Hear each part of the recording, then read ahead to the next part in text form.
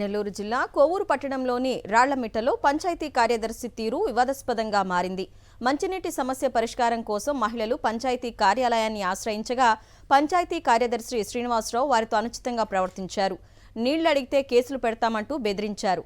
అంతేకాక motor repair అయిన తర్వాతే నీరు అందుతుందని నిర్లక్ష్యంగా సమాధానం ఇచ్చినట్లు మహిళలు తెలిపారు.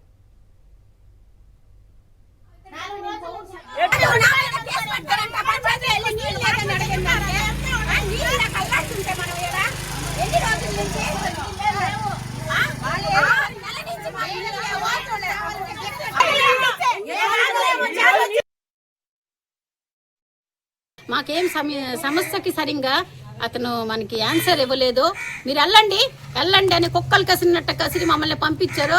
తిరుపతి బండిలో వచ్చారో మళ్ళీ ఎక్కడికి వెళ్ళిపోయారో మాకు తెలియదు. మీకు పాయింట్ పెడతానని చెప్పేసి వెళ్ళిపోవడమే జరిగింది. 6 నెలల నుంచి మేము బాధలు పడుతున్నాము.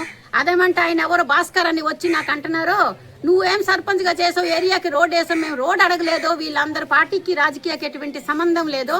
మనం ఓన్లీ వాటర్ అడుగుతున్నాం. ఈ వాటర్కి అతను వచ్చి నన్ను బెదిరించిపోతున్నారు.